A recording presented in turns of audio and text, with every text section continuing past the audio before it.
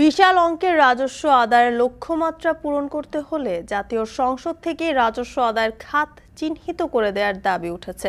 অন্যদিকে বাজেটে তথ্য প্রযুক্তি খাতের ২৭ ধরনের সেবায় প্রথমবারের মতো কর বসতে যাচ্ছে, যা ব্যয় বাড়াবে ভোক্তাদের। এখন সকালে এ নিয়ে থাকছে বিস্তারিত। আর পুরো আয়োজন নিয়ে সঙ্গে আছে আমি জানসিন জুথিকা।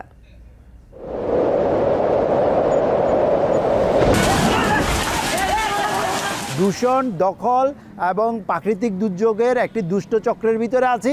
এই চক্র থেকে বের হওয়ার জন্য সবার আগে যেটি করতে হবে, পরিবেশ মন্ত্রণালয়ের বাজেট এবং সক্ষমতা বাড়াতে হবে। একদিকে সরকার অর্থ রাখছেন, কিন্তু অন্যদিকে সেই অর্থর নয়-ছয়ের জন্য সেখান থেকে আমরা যে সুবিধা পাবার কথা সেটা কিন্তু আমরা পাচ্ছি না। মানমাত্রাটা আমরা নির্ধারণ করে দিচ্ছি, সেটা আমার মনে অতীতের চেয়ে অনেক কার্যকরভাবে আমরা করছি। পরবর্তী কাজ হচ্ছে সকলকে নিয়ে সেটাকে বাস্তবায়ন করা। জলবায়ু পরিবর্তনের ধাক্কায় পেশা পাল্টাচ্ছেন উপকূলবাসী অনেকেই। বাজেটের আকার বৃদ্ধির সঙ্গে সামঞ্জস্য রেখে পরিবেশ মন্ত্রণালয়ের বাজেটও বাড়ানোর দাবি বিশেষজ্ঞদের। এবারও ঘাটতি বাজেট পূরণে ৪,৭৬,০০০ কোটি টাকা রাজস্ব আদায়ের লক্ষ্যমাত্রা চেপেছে এনবিআর এর কাঁধে। খেলাপি ঋণ আর তারল্য ঘাটতিতে দুর্বল ব্যাংক। বাজেটের আগে আর্থিক খাতের এমন পরিস্থিতিতে বিশ্লেষকরা বলছেন এনবিআর এর লক্ষ্যমাত্রা পূরণ ও ব্যাংক খাতের দুর্নীতি নিয়ন্ত্রণের দাবি নিতে হবে সংসদকে। কর কৌশলে ন্যায্যতা সৃষ্টির সাথে নিশ্চিত করতে হবে ব্যাংক ও আর্থিক খাতের সুশাসন। সেলিয়া সুলতানার প্রতিবেদন। টার্গেট যখনই করা হয় আগের বছরের টার্গেটের সাথে এই বছরে কত পার্সেন্টেজ যোগ করে করা হয়, তখন সেটা সবসময় টার্গেটটা অ্যাচিভ করা থেকে অনেক বেশি উপরে থাকে। এবং প্রতি বছরই এনবিআর এর মিডিয়ার কাছ থেকে, জনগণের কাছ থেকে, সবার কাছ থেকে শুনতে হয় এনবিআর ব্যর্থ টার্গেট। বেশ কয়েকবারই অবাস্তব লক্ষ্যমাত্রা পূরণে ব্যর্থতার দায় নিয়ে এনবিআর চেয়ারম্যান জানান, টার্গেটের পেছনে ছুটতে গিয়ে হয়রান এনবিআর। তবে দেখা হয় না পূর্ববর্তী বছরের কর সংগ্রহের সক্ষমতা। স্মার্ট গোল হতে হবে এবং সেটা স্পেসিফিক হতে হবে, মেজারেবল হতে হবে, অ্যাটেইনেবল হতে হবে, রেলেভেন্ট হতে হবে এবং টাইমলি হতে হবে। ২০২৩-২৪ অর্থবছরে এনবিআর এর রাজস্ব লক্ষ্যমাত্রা ছিল ৪,৩০,০০০ কোটি টাকা। জানুয়ারিতে সংশোধন করে তা কমিয়ে ৪,১০,০০০ কোটি টাকা নির্ধারণ করা হয়। নতুন অর্থবছরে ৬৬,৫০০ কোটি টাকা বাড়িয়ে ৫,৫০,০০,০০ কোটি টাকার টার্গেট চাপতে যাচ্ছে এনবিআর এর কাঁধে। তবে জাতীয় রাজস্ব বোর্ডের সাবেক চেয়ারম্যান মনে করেন, এনবিআরকে রাজস্ব আদায়ের খাত সৃষ্টি করে দিতে হবে সংসদ থেকে। পার্লামেন্টকে যে আপনি আমার উপরে যে কর বসাবেন সেই কর বাস্তবায়নের মতন পরিস্থিতি, পথ পন্থা বাতলে আমাকে বাজেট দেন। আপনি গোপন রেখে বাজেটে আমার উপর নতুন খানিক কর চাপালেন বা ভ্যাট চাপালেন, ওটা তো বাস্তবায়ন হবে না। তো বাস্তবায়ন না হলে তো যেখানে যে লাউ সেই পদ্ধতি থেকে যাব। সেই জন্যই পার্লামেন্টের কাছেই অনুরোধ যে আপনারা আপনাদের যে কমিটি আছে, সংসদীয় কমিটি আছে তারা যার যার সাথে আলোচনা করা যায়, লোকের সাথে আলোচনা করে আপনারাই ঠিক করেন, করে এমন টার্গেট দেন এনবিআরকে যেন এনবিআর সেইটা পালন করতে বাধ্য হয়। এনবিআর এর রাজস্বের ৮০% ব্যয় হয় বেতন, ভাতা, ঋণের সুদ, পেনশন পরিশোধে। এছাড়া বাজেট ঘাটতি পূরণে নির্ভরতা দেশীয় আরেক উৎস ব্যাংক ও আর্থিক খাত। এবার ঋণপত্র ছাড়াও বন্ড ছেড়ে বিভিন্ন প্রকল্প ও ব্যয় খরচ মেটানোর সিদ্ধান্তের কথা শোনা যাচ্ছে। তবে আর্থিক খাতে খেলাপি ঋণ ও অর্থ পাচারের কারণে ব্যাংকের তারল্য পরিস্থিতিতে সরকারকে সহায়তার সক্ষমতা নেই বলে মনে করেন এই অর্থনীতিবিদ। অর্থনীতি যদি মেরামত না হয়, যে অবস্থায় আছে, ব্যাংকিং খাতে একেবারে গোল্লায় যাচ্ছে, ওই পুঁজিবাজার একদম গোল্লায় যাচ্ছে, এগুলো তো এনবিআর ঠিক করতে পারবে না। তো সুতরাং সরকারের সর্বোচ্চ নীতি নির্ধারকের পক্ষ থেকে বাজেট আসতে হবে আয় এবং ব্যয়ের, এবং আয়ের ব্যাপারেই হচ্ছে যে ওই সমস্ত পদক্ষেপ তারা দেবেন ওখান থেকে যেন মানুষ কর আদায় করা যায় বা করা হয়। সম্প্রতি জাতীয় অর্থনীতি সমিতি জানায় ১৯৭২-৭৩ থেকে ২০২২-২৩ অর্থবছর পর্যন্ত পুঞ্জীভূত অর্থ পাচারের পরিমাণ আনুমানিক ১১ লাখ কোটি টাকার বেশি। বেশিরভাগই আমদানি রপ্তানিতে ওভার ও আন্ডার ইনভয়েসিং এর মাধ্যমে। তবে পাচার হওয়া অর্থ বা কালো টাকা নিঃশর্তে ফেরত আনার শর্ত অনৈতিক বলে মনে করে টিআইবি। সংস্থাটির নির্বাহী পরিচালক মনে করেন, খেলাপি ঋণ ও অর্থ পাচার বন্ধে সংসদকেই আর্থিক খাত পুনরুদ্ধারের দায়িত্ব নিতে হবে। বছরে আমাদের দেশ থেকে কমপক্ষে $15 বিলিয়ন পাচার হচ্ছে, কমপক্ষে $15 বিলিয়ন পাচার হচ্ছে। তো আমি যদি অর্থ পাচারকে মোটামুটি মধ্যম পর্যায়ে নিয়ন্ত্রণ করতে পারি, কয়েক গুণ তো আমি বছরেই সেভ করতে পারি। আমি IMF-এর কাছে যাওয়া লাগে না। যে আমাদের যে সমস্যা আছে, সমস্যাগুলো চিহ্নিত করা সম্ভব, চিহ্নিত করাও আছে, কিন্তু স্বীকার করা নাই। কালো টাকাকে বৈধ দেওয়া এবং অর্থ পাচারকে আবার ফেরত আনার নামে বৈধতা দেওয়া, যেটা গত দুবার হয়েছিল, সেটা যদি রিপিট হয়, যেটা শোনা যাচ্ছে, তাইলে হবে কি বাস্তবে কিন্তু যে কারণ দেখে এটা করা হয় সেটা কিছুই পাবো না আমরা। যেটা হয় যে আসলে অবৈধতাকে, অর্থাৎ কালো টাকাকে বৈধতা দেওয়া হচ্ছে, দুর্নীতিকে উৎসাহিত করা হচ্ছে, বৈষম্যকে উৎসাহিত করা হচ্ছে। সংসদে স্থিরীকৃত আকারে অর্থ বিল 2023 পাশ করা হোক। এই মুহূর্তে রিজার্ভ 15 বিলিয়নের নিচে। সূচকে প্রবৃদ্ধি ও রেমিটেন্স ইতিবাচক হলেও বেশিক অর্থনীতির সূচকগুলো ইতিবাচক মোড় নিতে হলে আসছে বাজেটে আরও বেশি সতর্কতার সাথে আর্থিক খাত ও নীতিতে নির্মোহ সংস্কারের পরামর্শ অর্থনীতি বিশ্লেষকদের। সেলিয়া সুলতানা, এখন, ঢাকা। বাজেটে টেলিকম খাতে আরও 5% ভ্যাট বাড়লে 100 টাকার বিপরীতে জনগণকে গুনতে হবে প্রায় 39 টাকা। আর এবছর আইটি, আইসিটি এবং আইটিএস খাতের 27 ধরনের সেবা প্রথমবারের মতো করের আওতায় আসছে। প্রযুক্তি বিশেষজ্ঞরা বলছেন, দেশে এসব খাতের ব্যবসা এখনও শক্ত অবস্থানে পৌঁছায়নি, তাই করমুক্ত সুবিধা অব্যাহত রাখার দাবি তাদের। টেলিকম খাতে সেবা না বাড়িয়ে কর বৃদ্ধি ভোগান্তি বাড়াবে বলেও মত তাদের। রাসেল আহমেদের ক্যামেরায় বিস্তারিত নাজমুস সাকিবের প্রতিবেদন।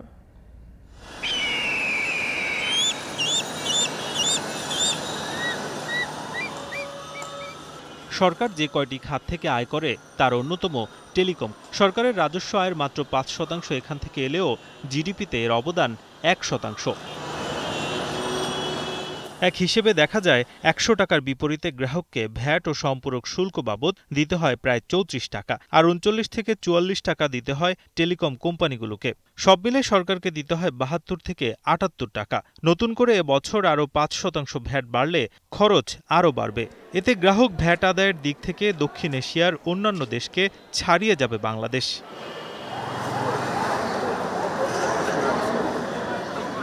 টেলিকম কোম্পানিগুলো বলছে, বাজেটের নতুন কর আরোপে তাদের আয় যেমন কমে, তেমনি বিনিয়োগেও তারা হিমশিম খান। নতুন করে ভ্যাট আরও বাড়লে প্রভাব পড়বে টেলিকম খাতে। পৃথিবীর অনেক দেশের তুলনায় আমাদের এই কনজিউমার ট্যাক্সটা ডাইরেক্টলি যেটা ইম্পোজ করা হচ্ছে, এটা অনেক অনেক বেশি। সো এটা কি করছে, এটা আমার অ্যাফোর্ডেবিলিটি কমিয়ে দিচ্ছে। আপনি যদি এখানে আসলে প্রাইস কমিয়ে দেন এবং ট্যাক্স কমিয়ে দেন, কনজাম্পশন যদি বাড়ে, আপনি কিন্তু এর চেয়ে বেশি গ্রোথ পাবেন। কাস্টমার যদি তার ইউসেজ রেস্ট্রিক্ট করে দেয়, তাহলে কিন্তু আপনি আপনার কাঙ্ক্ষিত সেই রেভিনিউটাও পাবেন না। বাংলাদেশের টেলিকম সেক্টরের ট্যাক্স কিন্তু one of the highest in the world. আমরা কিন্তু বারবার বলছি যে এই ট্যাক্সটা যাতে কমালে আমাদের হবে কি, আরও আমরা ডিজিটাল প্রলিফারেশন বা আমরা যদি বলি আরও ডেটা পেনিট্রেশন আরও বাড়াতে পারবো। এবং এর মানে কিন্তু আরও আমাদের কমিউনিকেশন বাড়ানো। কমিউনিকেশন বাড়ালে কিন্তু মানুষ দেশের একটা জিডিপি বাড়ে। টেলিকম খাতে প্রতি বছর যে হারে কর আরোপ হচ্ছে, সেই করের বোঝা গিয়ে পড়ছে জনগণের উপরে। এবং নতুন করে বড় হওয়া আইসিটি সেক্টরে যদি কর আরোপ করা হয়, সেক্ষেত্রে ছোট ছোট যেই ব্যবসায়ী এবং যারা ব্যবসা করছেন আইসিটি খাতে, তারাও এই করের বোঝার মধ্যে পড়ছেন। তবে এই নতুন যেই ব্যবসা চালু হয়েছে আইসিটি সেক্টরে, সেটার ক্ষেত্রে যদি আরও বেশি সময় দেওয়া যায়, তাহলে এই ব্যবসা আরও বেশ বড় হবে বলে মনে করছেন এই খাতের ব্যবসায়ীরা।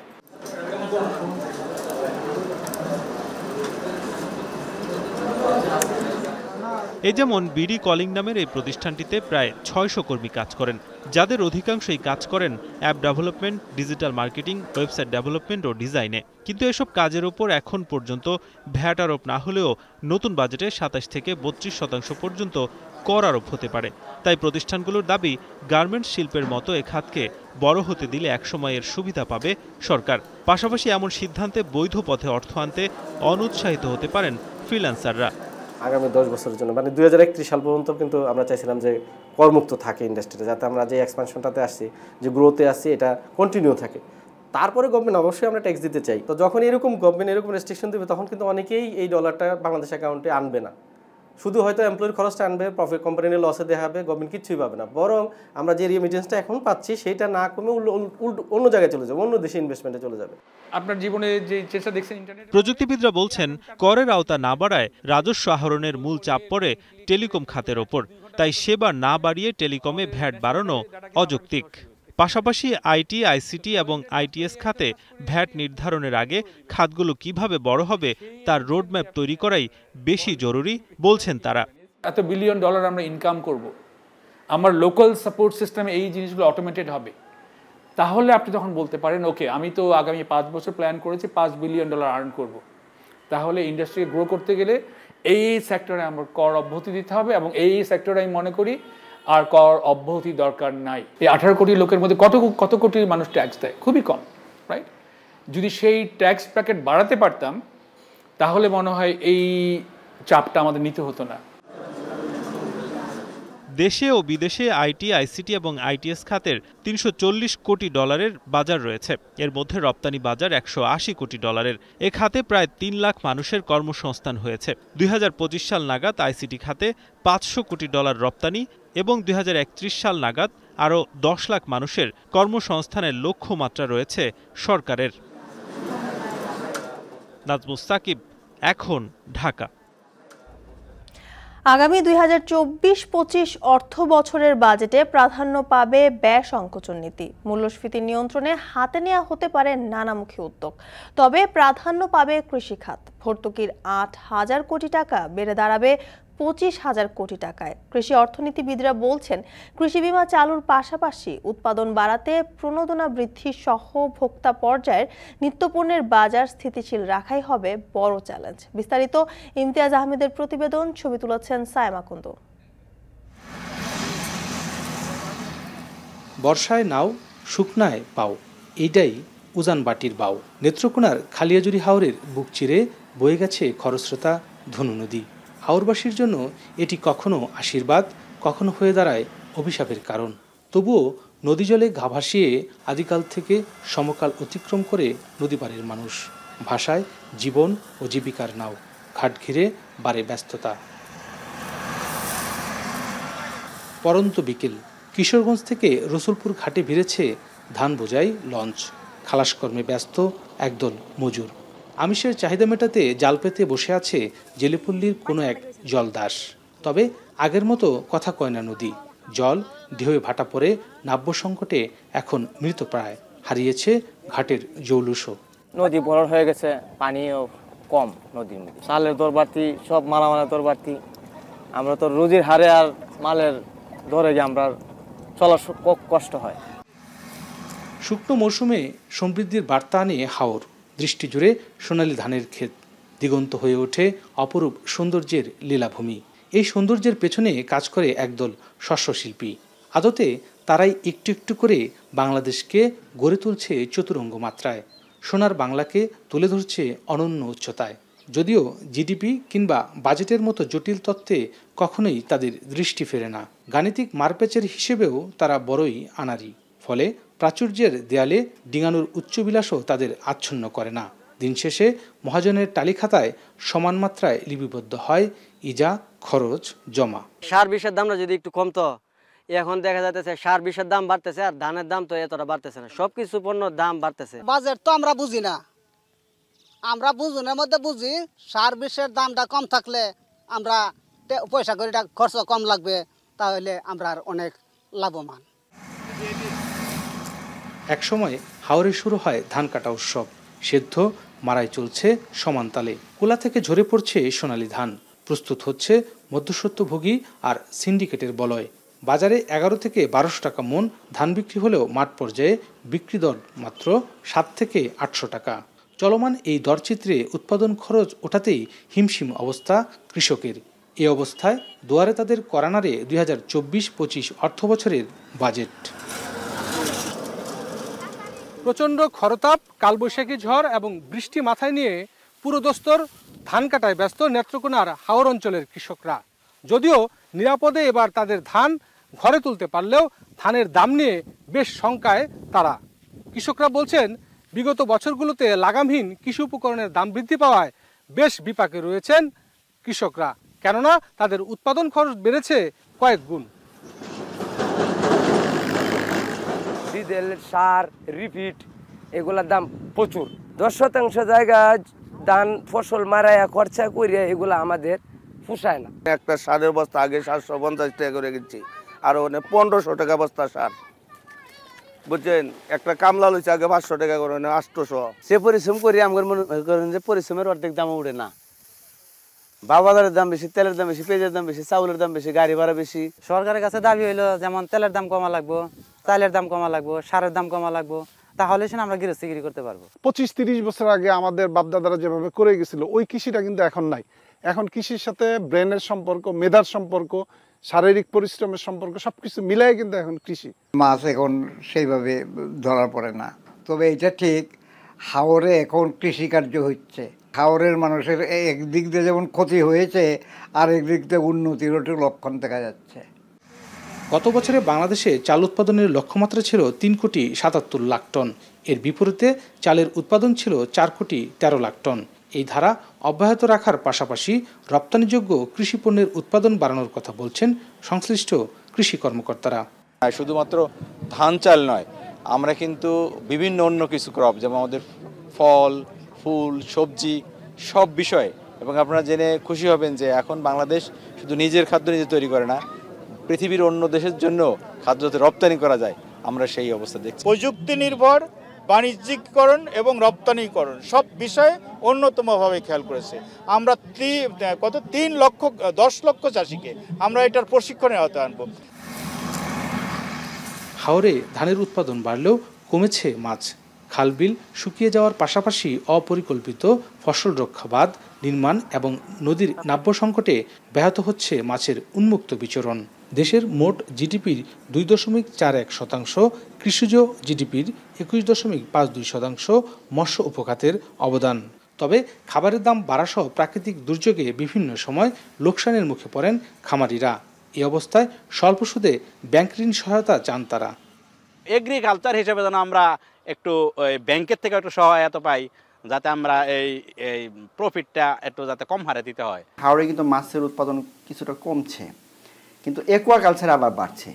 আমরা যে নেত্রকোনা যে 8,000 হেক্টর যে আমাদের মাছ চাষ হয় যেখানে পুকুরে, এখানে আবার মাছ উৎপাদন বাড়ছে। মানে 8,000 হেক্টরের মাছ উৎপাদন হচ্ছে 50%, আর বাকি 40,000 হেক্টর যে হাওড় সেখানে হচ্ছে 50%। ময়মনসিংহের ফুলবাড়িয়ার গরুর খামারি 3 সন্তানের জননী শামসুন নাহার। 15 বছর ধরে খামার করছেন তিনি। একটি গরু দিয়ে শুরু করলেও এখন গরু 6টি। পশুখাদ্যের দাম বৃদ্ধি, চিকিৎসা ব্যয়সহ আনুষঙ্গিক খরচ বাড়ায় গত 2 বছরে খামার থেকে তাকে কমিয়ে ফেলতে হয় আরও 5টি গরু।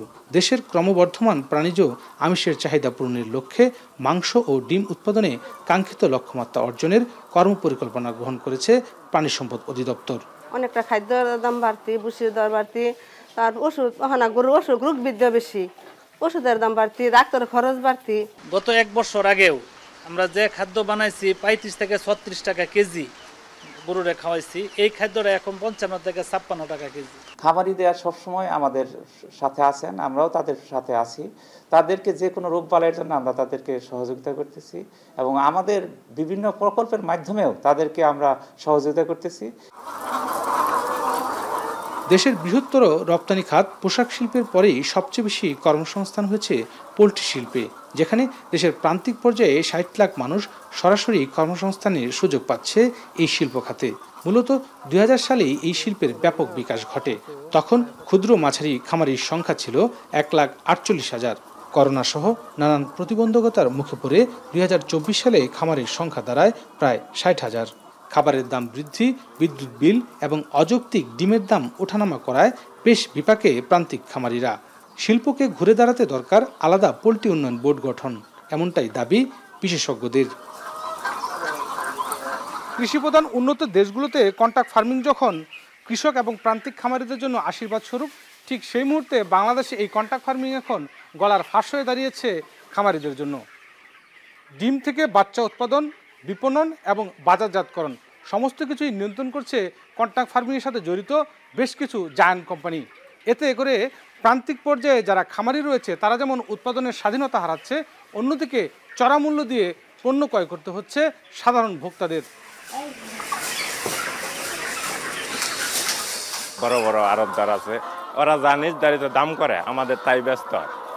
আমরা এই মূলত আসলে আমাদের এখন মুরগির পালন করে লস যাইতেছে। কারেন্ট বিলটা যদি একটু কম থাকতো, খাদ্যের দামটা যদি কম থাকতো, তাইলে হয়তো আমরা একটু হইতো আর কি, মানে লাভবান হইতাম। আমরা যদি ধীরে ধীরে সঠিক পরিকল্পনা এবং সঠিক পলিসি যদি না নিই, তাহলে এই যে ক্ষুদ্র খামারি যে থাকবে না, সমাজের টিকে থাকবে না, এটি কিন্তু ৭০,০০০ খামারি শুধু নয়, এর সাথে আরও ৭০ লক্ষ মানুষ জড়িত। কৃষি অর্থনীতিবিদরা বলছেন, উৎপাদন বাড়াতে সরকার বাজেটে যে সহায়তা দিয়ে থাকে সেটি চলমান রাখতে হবে। সেই সাথে উৎপাদন বাড়ানোর পাশাপাশি বাজারজাতকরণেও সরকারকে ভূমিকা রাখতে হবে। একই সঙ্গে কৃষি এবং খাদ্যদ্রব্যের ক্ষেত্রে মুদ্রাস্ফীতি কমানোর তাগিদ এই অর্থনীতিবিদের। হাওর এলাকার কৃষিকে যেমন সহায়তা দিতে চাই, আবার যেখানে কোস্টাল এলাকা সেখানের কৃষিকেও আমাদের সহায়তা দিতে হবে। আমরা মনে করি যে আমাদের খাদ্যদ্রব্য নিশ্চিত হওয়া দরকার, যা উৎপাদন হলো আরও বেশি উৎপাদন করা দরকার, এবং এটি যাতে ভোক্তা পর্যায়ে সঠিকভাবে পৌঁছতে পারে সেই বিষয়টিও সরকারকে খেয়াল রাখতে হবে। কৃষি সংশ্লিষ্টরা বলছেন, কৃষিকে লাভ ও সম্মানজনক পেশা হিসেবে প্রতিষ্ঠিত করতে উপকরণের দাম কমানো জরুরি। প্রয়োজনে দরকার ভর্তুকি।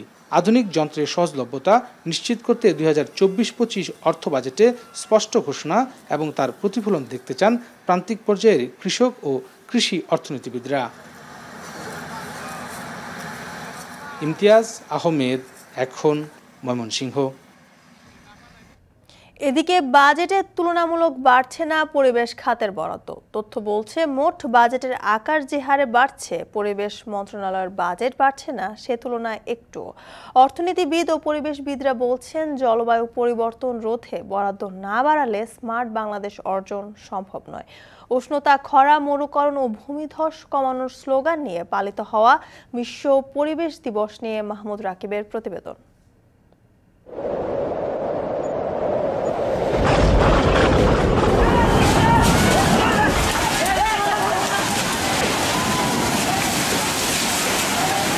জলের উচ্ছ্বাসে ঘর ভেঙেছে যার, সিঁদুর রাঙা মেঘ দেখে তার ভয়।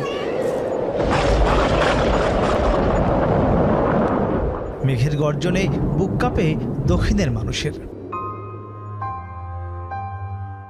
সূর্যের তাপ বাড়লে নগরীর খেটে খাওয়া মানুষের কপালে ভাঁজ পড়ে। সূর্যের তাপ নগরীকে উজ্জ্বল করলেও এই তাপ শহরকে আগুনে পোড়াচ্ছে।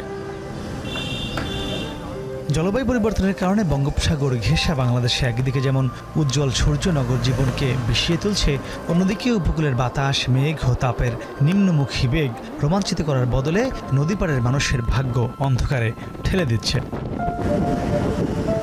ঘূর্ণিঝড়, জলোচ্ছ্বাস, সুপেয় পানির সংকট, বায়ু দূষণ, অতিরিক্ত খরাসহ নানা প্রাকৃতিক দুর্যোগের সাথে লড়াই করে বেঁচে আছে দেশের 18 কোটি মানুষ, যার সবচেয়ে বেশি প্রভাব পড়ছে দরিদ্র প্রান্তিক জনগোষ্ঠীর জীবনে। বিশ্বব্যাংক বলছে, ঘূর্ণিঝড়ে বছরে দেশে গড়ে অপচয় হচ্ছে $1 বিলিয়ন। সংস্থাটির শঙ্কা, জলবায়ু পরিবর্তনের কারণে 2050 সালে কৃষিখাত থেকে পাওয়া জিডিপি নেমে আসবে 3 ভাগের 1 ভাগে। কিন্তু বিষয়টিকে কতটা গুরুত্ব দিচ্ছি আমরা? গত এক যুগের বাজেট পর্যালোচনা করে দেখা যায়, 2012-13 অর্থ বছরে পরিবেশ মন্ত্রণালয়ের জন্য বরাদ্দ ছিল 973 কোটি টাকা, আর সে বছর মোট বাজেট ছিল 1,91,738 কোটি টাকা। 12 বছর পর সেই মন্ত্রণালয়ে বাজেট বেড়েছে মাত্র 650 কোটি টাকা। হিসাব বলছে, এক যুগে মোট বাজেটের আকার 4 গুণ বাড়লেও পরিবেশে বরাদ্দ দ্বিগুণ হারেও বাড়েনি। পরিবেশবিদরা বলছেন, যতটুকু বরাদ্দ হচ্ছে তাও সঠিক কাজে ব্যয় হচ্ছে না। বায়ু দূষণ নিয়ন্ত্রণ করার জন্য প্রজেক্ট দিয়ে আমরা যখন ফুটওভার ব্রিজ করি, আবার ফুটওভার ব্রিজে করার যেখানে দরকার সেখানে যখন সংশ্লিষ্ট মন্ত্রণালয় থেকে বাজেট নিতে পারি না, এই ক্ষেত্রে বাজেটের সঠিক এবং যথেচ্ছা যে ব্যবহার যে নিশ্চিত করার দরকার সেটি হচ্ছে না, যে তার প্রমাণ মিলে। রাষ্ট্রের যে প্রতি বছর যে মানুষের মৃত্যুহানি হয় তার কিন্তু একটি বড় অংশই পরিবেশ সংশ্লিষ্ট বিভিন্ন দূষণের কারণে হয়ে থাকে। আমরা একটি দূষণ, দখল এবং প্রাকৃতিক দুর্যোগের একটি দুষ্ট চক্রের ভিতরে আছি। এই চক্র থেকে বের হওয়ার জন্য সবার আগে যেটি করতে হবে, পরিবেশ মন্ত্রণালয়ের বাজেট এবং সক্ষমতা বাড়াতে হবে। অর্থনীতিবিদরা বলছেন, জলবায়ু পরিবর্তন ও পরিবেশকে পাশ কাটিয়ে দেশের টেকসই উন্নয়ন কখনোই সম্ভব নয়। মনে রাখা দরকার যে পরিবেশ মানদণ্ডে উত্তীর্ণ হবার মাধ্যমেই কেবলমাত্র আমরা টেকসই দীর্ঘমেয়াদী উন্নয়ন নিশ্চিত করতে পারবো। আমরা যে 2041 সালে উন্নত দেশ দেখতে চাচ্ছি, সেই উন্নত দেশটি যেন এমন একটি দেশ না হয় যেটা পরিবেশগত বিপর্যয়ের সম্মুখীন একটা দেশ, যেমন নাইজেরিয়া। ট্রাস্ট ফান্ডের অনেক প্রকল্পের ব্যাপারেই প্রশ্ন রয়েছে এবং এগুলো অনিয়ম দুর্নীতিরও প্রশ্ন রয়েছে। অনেক ক্ষেত্রে রাজনৈতিক প্রভাবান্বিত ব্যক্তিরা এই সমস্ত প্রকল্প নিয়েছে। সুতরাং একদিকে সরকার অর্থ রাখছেন, কিন্তু অন্যদিকে সেই অর্থর নয়-ছয়ের জন্য সেখান থেকে আমরা যে সুবিধা পাবার কথা সেটা কিন্তু আমরা পাচ্ছি না। পরিবেশ মন্ত্রী যেন মার্ক টোয়েনের সঙ্গে কণ্ঠ মিলিয়ে বললেন, আবহাওয়া নিয়ে গালগপ্প করে সকলেই, কিন্তু কাজ করে কজন? আমি যদি বায়ু দূষণ নিয়ে বলি, সেখানে আমাদের যোগাযোগ মন্ত্রণালয় বা বিআরটি এর সহযোগিতা দরকার, ডিএমপির সহযোগিতা দরকার, ঢাকা সিটি কর্পোরেশনের সক্রিয় অংশগ্রহণ দরকার, রাজুকের প্রয়োজন। কারণ এখন আমরা বলছি তাপমাত্রা নিয়ে কথা বলছি বা এক্সেসিভ হিটের কথা বলছি। তো আমরা এখন দেখতে চাচ্ছি যে ঢাকা শহরে কী পরিমাণ বনায়ন আছে, মানমাত্রাটা আমরা নির্ধারণ করে দিচ্ছি। সেটা আমার মনে অতীতের চেয়ে অনেক কার্যকরভাবে আমরা করছি। পরবর্তী কাজ হচ্ছে সকলকে নিয়ে সেটাকে বাস্তবায়ন করা। পরিবেশ বলেন, জলবায়ু বলেন, জীববৈচিত্র্য বলেন, এগুলো তো ক্রস কাটিং ইস্যু। এখন আমাদের জলবায়ুর কাজ তো শুধু আমাদের মন্ত্রণালয় করে না, পানি সম্পদ মন্ত্রণালয় করছে, স্থানীয় সরকার করছে, কৃষি মন্ত্রণালয় করছে। জলবায়ু পরিবর্তনের অভিঘাত থেকে রক্ষা পেতে আন্তর্জাতিকভাবে সহযোগিতা পেতেও পরিবেশ মন্ত্রণালয় কাজ করছে বলে জানান তিনি। এবারে পরিবেশ দিবসের মূল প্রতিপাদ্য হলো খরা, উষ্ণতা, মরুকরণ ও ভূমিধস কমানো। কিন্তু রাজধানীর ঠিক উপকণ্ঠে আমিনবাজারের ঢাকা উত্তর সিটি কর্পোরেশনের এই বিশাল ময়লার ভাগাড় একদিকে যেমন বায়ু দূষণ করছে, একই সঙ্গে এই ময়লার ভাগাড়ে সৃষ্ট মিথেন গ্যাস রাজধানীর উষ্ণতা অনেক বেশি বাড়িয়ে দিচ্ছে। তাই বিভিন্ন দেশি বিদেশি সংস্থা বলছে এ ধরনের বায়ু দূষণের কারণে একদিকে যেমন রাজধানীবাসীর গড় আয়ু কমছে 7.5 বছর করে, অন্যদিকে বায়ু দূষণের কারণে দেশের মোট জিডিপির 9%ই প্রতি বছর অপচয় হচ্ছে। তাই তারা বলছেন পরিবেশ রক্ষায় একদিকে যেমন বাজেটে বরাদ্দ বাড়ানো প্রয়োজন, অপরদিকে সরকারিভাবে গড়ে ওঠা এ ধরনের বায়ু দূষণমূলক প্রকল্পগুলো অতি সত্বর বন্ধ করে তা বিজ্ঞানসম্মত করা উচিত। মাহমুদ রাকিব, এখন, ঢাকা। জলবায়ু পরিবর্তনের ধাক্কায় বরগুনা উপকূলের সংকটের মুখে একাধিক পেশা। 4.5 বছরে পেশার পরিবর্তন করেছেন অন্তত 30,000 মানুষ। প্রান্তিক মানুষের অর্থনীতি সুরক্ষায় দ্রুত পদক্ষেপ নেওয়ার দাবি সংশ্লিষ্টদের। এসএমসি ফাতের ক্যামেরায় বিস্তারিত জানাচ্ছেন জিয়াদ মাহমুদ।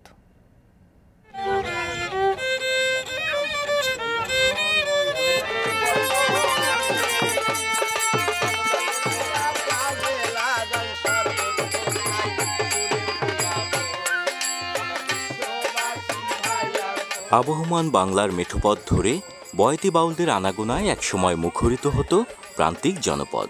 পারিবারিক, সামাজিক, সাংস্কৃতিক অনুষ্ঠানে আসর জমাতো বয়তিরা, যাদের গানে উঠে আসতো দেশ ও মাটির সুর।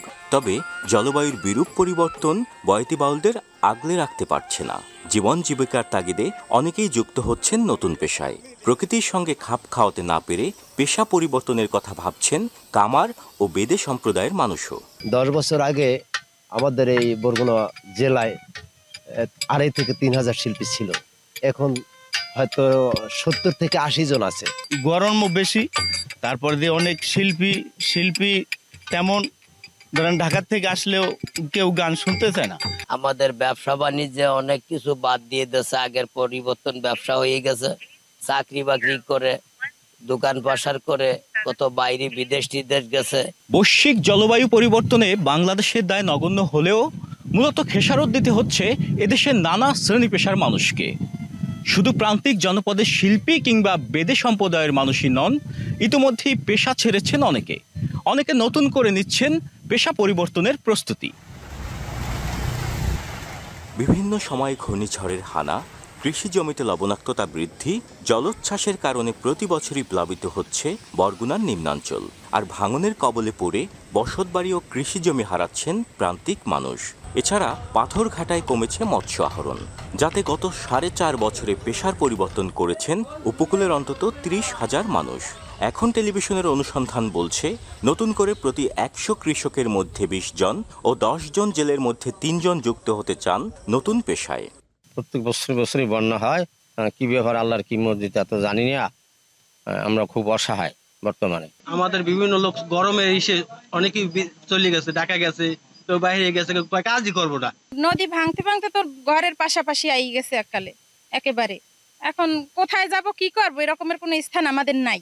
আগের আমলে অনেক বছর আগে এই ব্যবসায় হাজার হাজার মানুষ ছিল, কিন্তু এখন তারা এই ব্যবসা ছাড়িয়ে দিয়ে উঠতে যাইতেছে। উঠতে যাওয়ার উদ্দেশ্য এই ব্যবসায় মাছ হয় না। জলবায়ুর নেতিবাচক প্রভাব স্বাস্থ্য ঝুঁকি সহ প্রভাব ফেলছে অর্থনীতিতে। তাই পরিবেশ বিপর্যয় রোধে পদক্ষেপ নেওয়ার তাগিদ পরিবেশবিদদের। এদিকে পরিবেশ বিপর্যয় রোধ ও প্রান্তিক মানুষের বসবাস নিরাপদ রাখার কথা বলছেন জেলা প্রশাসক। বেদেদের জীবন, তারপর উপকূলীয় লোকদের জীবন, তাদের জীবন ঝুঁকির মধ্যে পড়েছে। এই জন্যে এটা তারা বাধ্য হয়ে অন্য পেশায় আসতে বাধ্য হচ্ছে। আর এই জন্যে এর দিকে সরকারের সজাগ দৃষ্টি দেওয়া একান্ত দরকার বলে আমি মনে করি।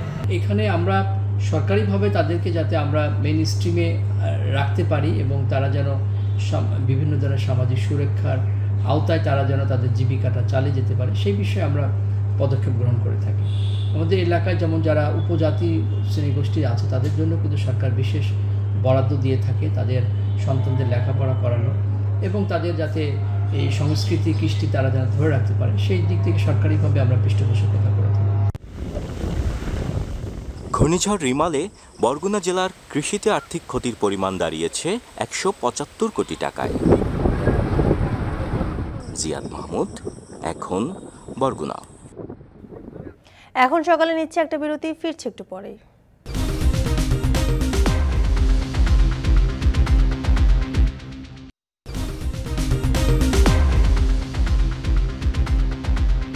বিরতির পর ফিরে এলাম, আপনারা দেখছেন এখন সকাল। সরবরাহ কমায় বিভিন্ন জায়গায় বেড়েছে সবজির দাম। 3 দিনের ব্যবধানে দর বেড়েছে 5 থেকে 20 টাকা পর্যন্ত। এ নিয়ে বিস্তারিত জানাতে বরিশাল সিটি পাইকারি কাঁচা বাজার থেকে যুক্ত হচ্ছেন সহকর্মী অমিত হাসান এবং শেরপুরের শেরি কাঁচা বাজার থেকে যুক্ত হচ্ছেন জাহিদুল খান সৌরভ। শুরুতেই যাব সৌরভের কাছে। সৌরভ, আজ সবজির দরদাম কেমন দেখছেন?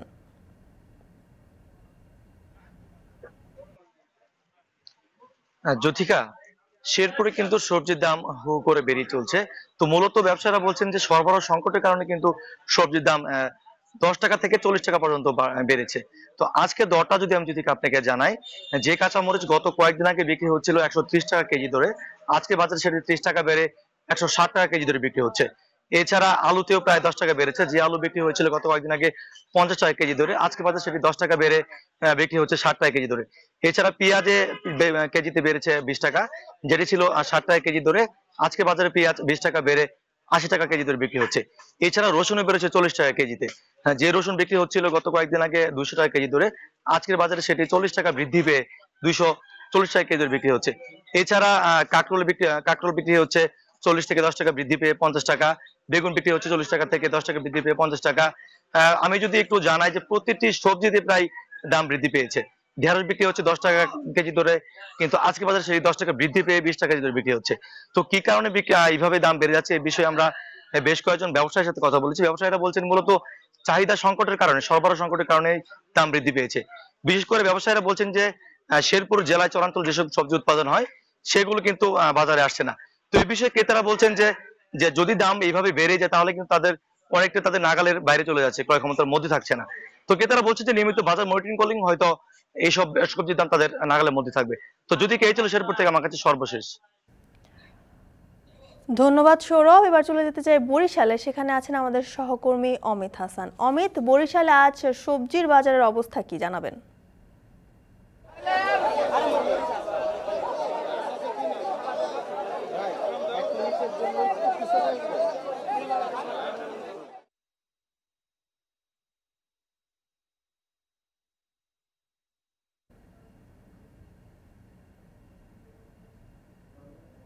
বেড়েছে এবং ব্যবসায়ীরা বলছেন সরবরাহ কম থাকার কারণে সবজিটির দাম আসলে কিন্তু বেড়েছে এবং বেশিরভাগ সবজির দামই কিন্তু আজকে বাজারে বেশি দেখা যাচ্ছে। বিশেষ করে শসা, টমেটো যেগুলো রয়েছে, এছাড়া ফুলকপি, বাঁধাকপি, এগুলোর দাম কিন্তু আজকে বাজারে বেশি দেখা যাচ্ছে। বিশেষ করে কাঁচামরিচের ঝাঁজ কিন্তু কোনোভাবেই কমছে না। আজকে কিন্তু বাজারে কাঁচামরিচের দামও বেশি, 160 থেকে 180 টাকা কেজি ধরে আজকে বাজারে কাঁচামরিচ বিক্রি হচ্ছে। চেরা ঢেঁড়সের কথা যদি বলি 20 থেকে 22 টাকা কেজি ধরে বিক্রি হচ্ছে। করলা 60 টাকা ধরে বিক্রি হচ্ছে, যেটি 2-3 দিন আগেও 50 টাকা ধরে বিক্রি হচ্ছে। বরবটির দাম কিন্তু প্রচুর বেড়েছে, 80 টাকা কেজি ধরে বিক্রি হচ্ছে। এবং কাঁচামরিচের কথা যদি বলি 180 থেকে 190 টাকা কেজি ধরে বিক্রি হচ্ছে।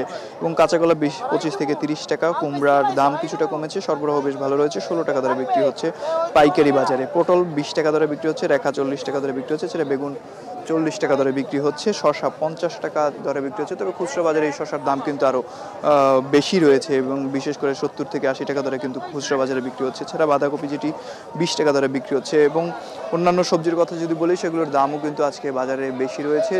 ব্যবসায়ীরা বলছেন যে বৃষ্টি কিংবা ঝড়ের কারণে কিন্তু সবজির সরবরাহ কিছুটা কমেছে এবং কিছু সবজি নষ্ট হওয়ার কারণেও সরবরাহ কম বলে জানিয়েছেন ব্যবসায়ীরা। তবে সরবরাহ স্বাভাবিক হয়ে গেলে দামটা কিছুটা কমবে বলে জানিয়েছেন তারা। এবং আরেকটু যদি বলি যে বরিশালের এই পাইকারি বাজারটি কিন্তু মূল পাইকারি বাজার। এখান থেকেই কিন্তু বরিশালের স্থানীয় যে বাজারগুলো রয়েছে কিংবা যে কাঁচা বাজারগুলো রয়েছে খুচরা পর্যায়ে, সেগুলোতে কিন্তু সবজি সরবরাহ হয়ে থাকে। সুতরাং এখানে যদি দাম বাড়ে সে প্রভাবটা কিন্তু অন্যান্য যে খুচরা বাজারে রয়েছে সেখানে কিন্তু খুব পড়ে, যার কারণে কিন্তু ক্রেতারা কেনাকাটা করতে কিছুটা হিমশিম অবস্থায় পড়ে যায় না। এবং আরেকটু যদি বলি যে বরিশালের পাইকারি বাজারটিতে মূলত মেহেরপুর, শেরপুর এসব জায়গা থেকেই কিন্তু সবজি সরবরাহ হয়ে থাকে। তো সেখান থেকে সরবরাহ কম থাকলে দামটিও কিন্তু আসলে বেড়ে যায় বলে জানিয়েছেন ব্যবসায়ীরা। তো বরিশালের পাইকারি কাঁচা বাজার থেকে এই ছিল আমার কাছে সর্বশেষ। জ্যোতিকা।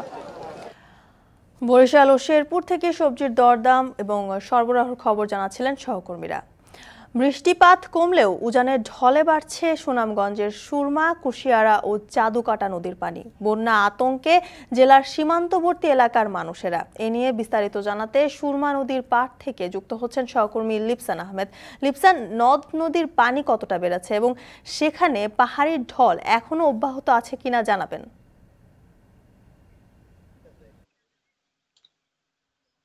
জ্যোতিকা, শুরুতেই যদি বলি যে 2022 সালে কিন্তু এই 16ই জুন সুনামগঞ্জে ভয়াবহ বন্যা পরিস্থিতি সৃষ্টি হয়েছিল, যার কথা কিন্তু এই অঞ্চলে মানুষ এখনো বলেনি। যেহেতু এটাও জুন মাস, অর্থাৎ 2024 জুন মাসের শুরুতেই কিন্তু সুনামগঞ্জের যে নদ নদীগুলো রয়েছে সেই নদ নদীর পানি কিন্তু আসলে বাড়তে শুরু করেছে। বিশেষ করে যদি বলি যে গত 3 দিন ধরে কিন্তু সুনামগঞ্জে টানা বৃষ্টিপাত অব্যাহত রয়েছে। তো গতকালকে রাতে বৃষ্টিপাত কম হলেও কিন্তু আসলে উজানের যে ঢল, সেই ঢল কিন্তু এখনো নামছে, যার ফলে সুনামগঞ্জে তাহিরপুরের জাদুকাটা, সুরমা, বল্লাই যে সকল নদী রয়েছে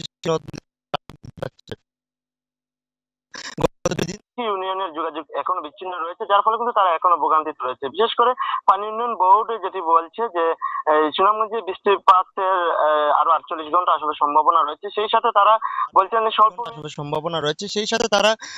স্বল্প মেয়াদী একটা বন্যা হওয়ার সংখ্যা ইতিমধ্যে আসলে দেখা দিয়েছে। তবে নিম্নাঞ্চলের মানুষরা কিন্তু এটি নিয়ে খুবই আতঙ্কে রয়েছেন, কারণ নদ নদীর পানি যেভাবে বাড়ছে, ইতিমধ্যে যেহেতু সুনামগঞ্জে হাওর এলাকা, হাওরগুলো কিন্তু পানিতে টুইটুম্বুর হয়ে গেছে। সেই সাথে যদি বলি যে এখন পর্যন্ত কিন্তু তাহিরপুরে যে সড়ক, সেই সড়ক থেকে কিছুটা পানি কমেছে, তবে মানুষের বসত ভিটার সামনে কিন্তু পানি ইতিমধ্যেই প্রবেশ করেছে।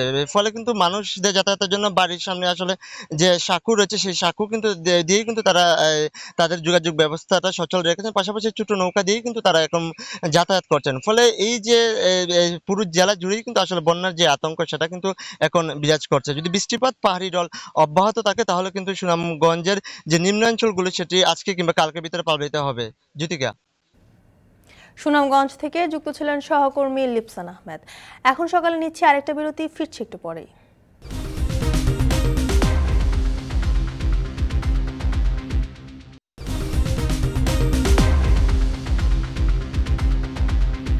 বিরতির পর ফিরে এলাম, আপনারা দেখছেন এখন সকাল।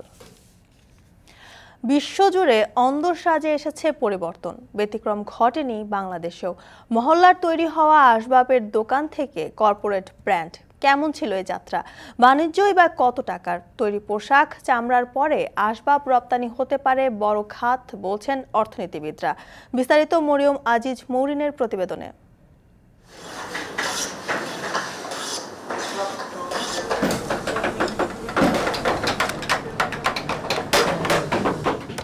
একসময় পাড়া মহল্লার অলিতে গলিতে দেখা যেত অসংখ্য ছোট বড় কাঠের আসবাবপত্রের দোকান। সেই দোকানে দক্ষ কারিগরের হাতে তৈরি বাহারি নকশার কাঠের আসবাব শোভা বাড়াত অন্দরমহলের। সেগুন, শাল সহ মজবুত সব কাঠের ফার্নিচার নিজের পছন্দ মতো বানিয়ে নিতেন ক্রেতারা। এখনো শখের বশে অনেকেই বানিয়ে নেন কাঠের তৈরি ভারী ফার্নিচার। তবে দামি এসব আসবাবের বিক্রি কমায় কমেছে দোকানের সংখ্যা। যারা ব্যবসা চালিয়ে যাচ্ছেন তাদেরও বেশিরভাগ সময় কাটছে অলস। অনেক শোরুম তো এই জন্য আর কি বিজনেস এখন বর্তমানে খুব মন্দা। সেগুন কাঠ সবার বলে সামর্থ্যের মধ্যে পড়ে না, অনেকেই পারে না। সেই ক্ষেত্রে দেখা গেছে বিভিন্ন বিকল্প চিন্তা ভাবনা করে। আমাদেরও আগের তুলনায় এখন বাজার অনেকই খারাপ যাইতেছে, বেচা কিনা কম হইতেছে। কাঠের ফার্নিচারের বিকল্প অনেক বের হয়েছে, আপনার মালয়েশিয়ান কানাডিয়ান উড কাঠগুলো, প্লাস স্টিলেও মোটামুটি ভালো চলে এখন, সহজলভ্য। কাঠের ফার্নিচারের কদরটা তুলনামূলক একটু বর্তমানে একটু কম চলছে। যতই দিন যাচ্ছে হাতে তৈরি কাঠের ফার্নিচারের জায়গা দখল করে নিচ্ছে নামি দামি ব্র্যান্ডের তুলনামূলক হালকা আসবাব। আগে হাতের তৈরি আসবাব বানাতে কারিগরদের সময় লেগে যেত কয়েকদিন। এখন সক্রিয়ভাবে অল্প সময়েই তৈরি হচ্ছে খাট, সোফা, আলমারি, চেয়ার, টেবিল সহ বিভিন্ন ধরনের আসবাবপত্র। প্রযুক্তির ব্যবহারে নকশাও হচ্ছে মেশিনে। শুধু নকশাই নয়, কাঠ কাটা থেকে শুরু করে বিক্রয় উপযোগী করে ক্রেতার হাতে পৌঁছানো প্রায় সবই হচ্ছে হাতের স্পর্শ ছাড়া। এতে যেমন বাড়ছে আসবাবের মান, তেমনি বাড়ছে দক্ষ কর্মীর কর্মসংস্থান। দেশে তৈরি এসব মানসম্পন্ন আসবাব রপ্তানি হচ্ছে বিদেশেও। অনেক কিছুই আমরা দেশীয়ভাবে যোগান দিতে পারতেছি এবং আমরা এক্সপোর্ট করতেছি। গত লাস্ট ফিক্সড ইয়ারে আপনার এক্সপোর্টের যেই রেকর্ড, তাতে ফার্নিচার $110 মিলিয়ন শুধু এক্সপোর্ট হয়েছে। যেহেতু এটা একটা শ্রমঘন শিল্প, এখানে প্রচুর লোকবলের প্রয়োজন হয়, তাহলে আপনার গার্মেন্টসের ক্ষেত্রে যে ব্যাপারটা ঘটছে সেটা হলো যে অনেক, আমরা জানি প্রায় 50 লক্ষের অধিক মানুষ ওখানে গার্মেন্টস শিল্পে কাজ করে এবং আপনার ফরেন কারেন্সি আর্ন করে, সেটা ফার্নিচারের ক্ষেত্রে সম্ভব। শুধু কাঠ নয়, লোহা, রড, বেত ও প্লাস্টিকের ব্র্যান্ডের ফার্নিচারে রয়েছে বেশ কদর। ব্র্যান্ডের বেতের এক সেট ডাইনিং টেবিল কিনতে ক্রেতার গুনতে হয় 18 থেকে 28,000 টাকা, আর কাঠের ভালো মানের ডাইনিং টেবিল কিনতে গুনতে হবে 50,000 থেকে লাখ টাকা। বাসাবাড়ির পাশাপাশি অফিসেও জায়গা করে নিচ্ছে বোর্ড ও মালয়েশিয়ার কাঠের তৈরি ব্র্যান্ডের হালকা ফার্নিচার। বর্তমানে আমরা বেত থেকে মাইর খাওয়ার হইল পার্টিকেলের জিনিস বার হয়েছে, প্লাস্টিক বার হয়েছে, এইগুলোতে আমরা একটু মাই। দুই নম্বর হইল যেমন র ম্যাটেরিয়ালসগুলো আগে আমাদের দেশে ছিল, এখন সবই আমরা বাইরে থেকে আনতে হয়। আমরা জার্মান থেকে কাঁচা মালটা যেটা, এটা আমরা ইম্পোর্ট করি এবং মেকিং প্রসেসটা বাংলাদেশেই হয়। তৈরি পোশাক, চামড়ার পরে আসবাব রপ্তানি হতে পারে বড় খাত। বর্তমানে দেশ থেকে রপ্তানি হচ্ছে প্রায় 1200 কোটি টাকার ফার্নিচার। এ খাতের উন্নয়ন এবং রপ্তানি প্রসারে আসন্ন বাজেটে এই খাতের কর কমিয়ে নীতিমালা করার আহ্বান অর্থনীতিবিদদের। হাজার হাজার শ্রমিকের কর্মসংস্থান হচ্ছে, যে শ্রমিকগুলো হচ্ছে দক্ষ শ্রমিক। এখানে অনেক শিক্ষিত যারা কর্মশক্তি তারা কিন্তু এখানে নিয়োজিত রয়েছেন, এবং আমরা দেখতে পাচ্ছি যে প্রায় 1 লক্ষের মতো শ্রমিক এই পুরো ফার্নিচার সেক্টরে নিয়োজিত, এবং তাদের বেশিরভাগই আছেন কিন্তু এখন এই যে মডার্নাইজ যে ফার্নিচার সেক্টর, সেখানে সামনে বাজেট আসছে, তো সেখানে তাদের জন্য যে বিভিন্ন রকমের যে কর রয়েছে সেটা কীভাবে কমানো যায় সেটা একটু চিন্তা করতে হবে। রপ্তানির ক্ষেত্রে অন্যান্য খাত যেরকম সুবিধা পায় সেই সুবিধাগুলো তাদেরকে দিতে হবে। তার কারণ RMG যেটা পাচ্ছেন সেটা যদি আমাদের এই খাতটা, বিশেষ করে যে ফার্নিচারের যে একটা বিপুল সম্ভাবনা রয়েছে, তো সেটাকে কাজে লাগানোর জন্য যদি আমরা দিতে পারি তাহলে সেটা অনেক কাজে লাগবে। ঘনবসতিপূর্ণ এই শহরে বাসাবাড়ি কিংবা অফিসে ক্রমেই কমে আসছে জায়গা। সেই কথা মাথায় রেখে আসবাবের আকার এবং নকশায় পরিবর্তন আনছেন এই খাতের ব্যবসায়ীরা। তবে এই খাত আরও এগিয়ে নিয়ে যেতে প্রয়োজন কাঁচামালের আমদানি শুল্ক কমানো এবং সরকারের নীতি সহায়তা। এছাড়াও দরকার পরিকল্পিত বনায়নও। তাহলে এই খাত আরও এগিয়ে যাবে বলে মনে করছেন খাত সংশ্লিষ্টরা। মরিয়ম আজিজ মৌরিন, এখন, ঢাকা। এখন সকালে নিচ্ছে আরেকটা বিরতি, ফিরছে একটু পরেই।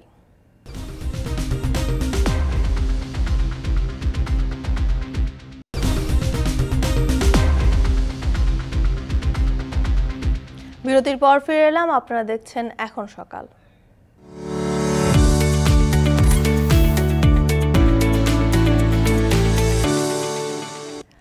তৃতীয় মেয়াদে সরকার প্রধানের দায়িত্ব নিয়ে ইতিহাস গড়ার প্রস্তুতি নিচ্ছেন ভারতের প্রধানমন্ত্রী নরেন্দ্র মোদী। একক সংখ্যাগরিষ্ঠতা হারালেও বিজেপির প্রধান কার্যালয়ে আনন্দ উচ্ছ্বাসে মেতে উঠেছেন দলটির নেতাকর্মী ও সমর্থকরা। 543 আসনের লোকসভায় 400 আসনে জয়ের লক্ষ্য নিয়ে প্রচারণা চালালেও সবশেষ বেসরকারি ফলে বিজেপির নেতৃত্বাধীন এনডিএ জোট পেয়েছে 293টি আসন। সরকার গঠনে ন্যূনতম 272 আসন পায়নি বিজেপি, ফলে জোটের উপরই নির্ভর করতে হচ্ছে দলটিকে। অন্যদিকে উৎসবের আমেজে আছে প্রধান বিরোধী দল কংগ্রেস নেতৃত্বাধীন ইন্ডিয়া জোট। বুথ ফেরত জরিপকে ভুল প্রমাণ করে জোটগতভাবে কংগ্রেস পেয়েছে 232টি আসন, যা বিগত নির্বাচনে ছিল 100-রও কম। সরকার গঠনে 40 আসন কম থাকলেও জোটে বিহার, তেলেঙ্গানা থেকে নতুন সদস্য এনে ঘাটতি পূরণের চেষ্টা করছে কংগ্রেস।